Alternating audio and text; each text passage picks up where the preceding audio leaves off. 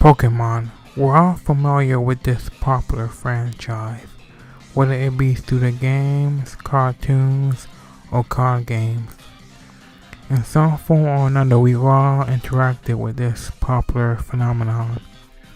Well, next year, fans should be excited to hear that the Pokemon franchise will be getting its first live-action film in the form of the Detective Pikachu movie.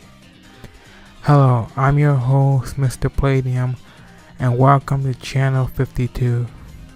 In this video, I'll be talking about the Detective Pikachu movie and going through all the details we know about it so far. Now, I know what you're all thinking about. What exactly is Detective Pikachu? Well, it's a recently released spin-off that features a Pikachu who has the demeanor of a detective and basically solve cases. The game takes place in a city known as Rhyme City, where a strange phenomenon is causing Pokemon to go rampage and act violently, and up to Detective Pikachu and his human companion, Tim Goodman, to get to the bottom of the case and solve the mystery. As of this recording, I haven't had a chance to play the game, but from the looks of reviews, it looks basically basic and average at best. Now, when I heard that a live-action Detective Pikachu movie was being made, one question came to mind. Why base the first ever live-action Pokemon movie on a spin-off? You would think that they would base a movie on one of the mainline games that features the Pokemon battle and consists of interesting story and scenario that could potentially make for more interesting movies. This is basically like us getting a Legend of Zelda movie, but instead of basing it on iconic games such as Ocarina of Time or Majora's Mask, they're basing it on a spin-off like Link Crossbow, or even, dare I even say it, the lame CDI games. Not only that, but why choose a recently new spin-off? Now, the Pokemon franchise isn't a stranger to spin-off. In fact, there are some well-established ones, such as the Pokemon Ranger series, the Mystery Dungeon series, and even Pokken Tournaments. Heck, Pokemon Snap sounds like a more legitimate idea for a film than the Detective Pikachu movie. But apparently this wasn't the case, and I morbidly can't fathom why they chose such a strange concept for a film. This film is being produced by Legendary Pictures, the company that produced films such as the 2014 Godzilla movie, Jurassic World, and Kong Skull Island. They were able to obtain the rights to the film through a bidding war where they competed against Warner Brothers and Sony. Now that sounds kind of interesting because there's an alternate universe where a Pokemon film was produced by Warner Brothers. But I would cringe at the idea of how a Pokemon film produced by Sony would be because I don't think that studio produces any good film. They produced the Emoji movie, the Smurf movie, so I don't think a Pokemon film under their regime will turn out well.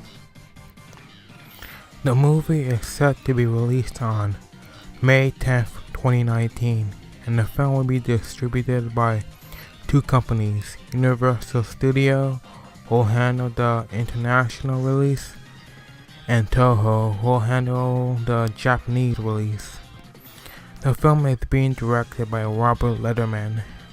Now, I decided to take a look at Letterman's filmography, and from the looks of it, it looks questionable. His film ranged from mediocre films such as Shark Tale and Gulliver Travel, and above average films such as Monster vs. Aliens and the live-action adaptation of Goosebumps.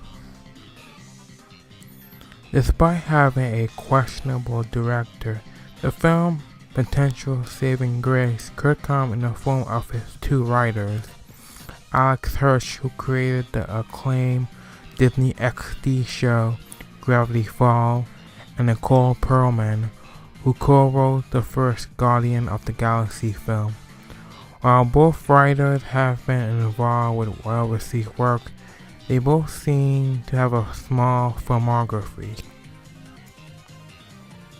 For example, Alex Hirsch has only written for children TV shows, and the only film he has worked on is the upcoming animated Spider-Man film, and we've yet to see how well that film will perform. And then there's Nicole Perlman, who is possibly the most questionable aspect, as her filmography isn't as robust as Hirsch. Like, the only film she's currently working on is a film known as First Man, which is being directed by Damien Chazelle, who directed films such as Whiplash and La La Land. And then there's the MCU latest film, Captain Marvel. In general, I find the choice of director and writers very questionable. Letterman has directed some questionable film, and it makes me wonder if he's even capable of even producing a competent film.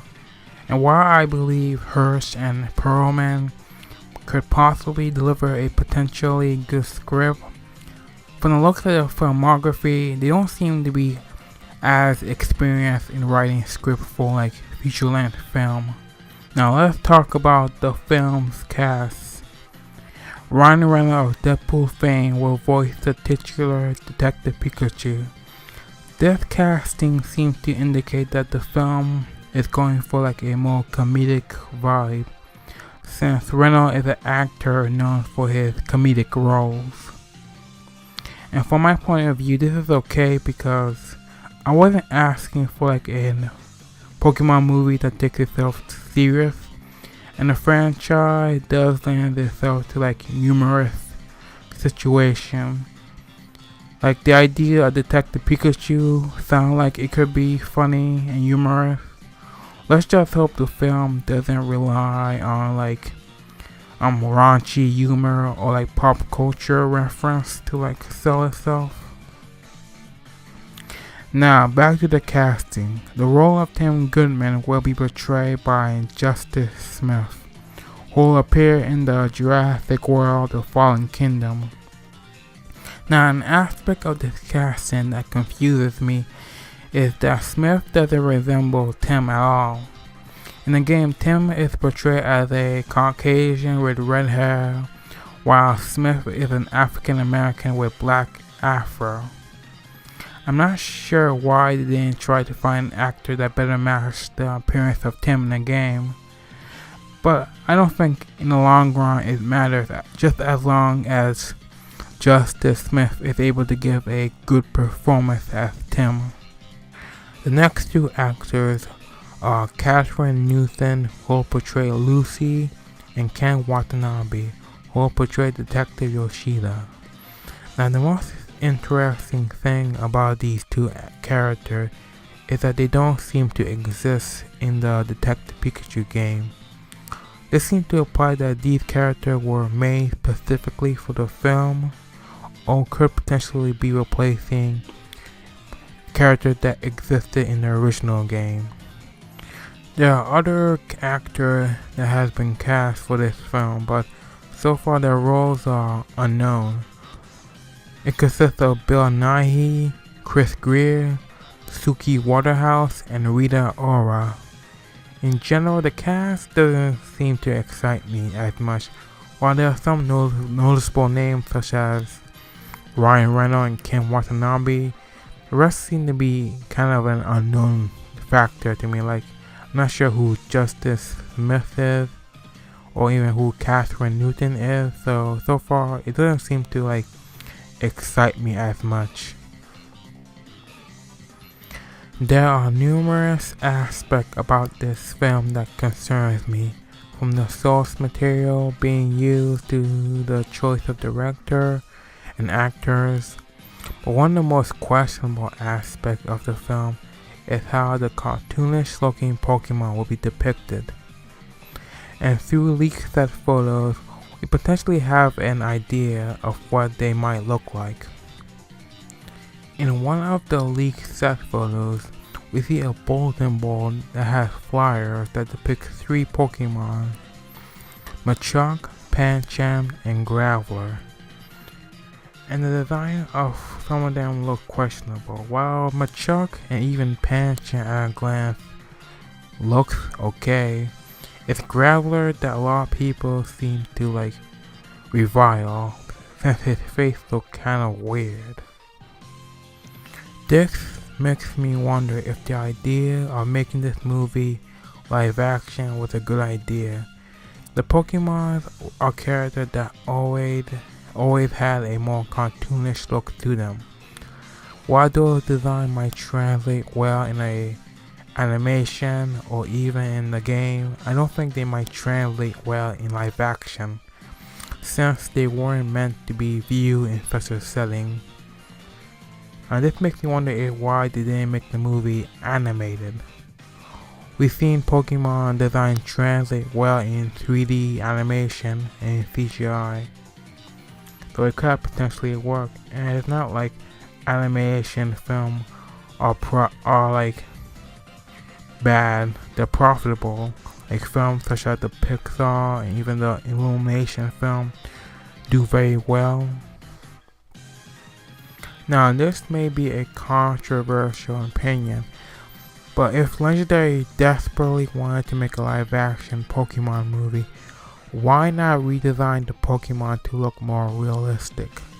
For example, we know that Pancham is supposed to be a baby panda, so why not redesign Pancham to look like that?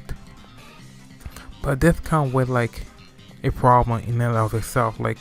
If you give the Pokemon a realistic design, you sort of kind of take away the charm and uniqueness of their original design. Not only that, but giving the Pokemon a realistic design seems to also make them look kind of creepy and less cute and appealing to audience. You can if you Google on Google Images, you see all the realistic rendering, and some of them look downright creepy and kind of weird to look. So let's hope that when we get a look at this movie, whether it be through a poster or even through a teaser, we get a chance to look at the quality of the CGI and how the Pokemon look. As of the production of this video, the movie is still being filmed in London, England, and it's unknown when we'll receive a teaser for the film. Now, what's your thoughts on the Detective Pikachu movie? Are you excited, or do you think this movie will be a complete train wreck? Or are you just waiting to see what the movie is going to look like? Just let me know your opinion. I'm your host, Mr. Palladium, and I'll be signing off.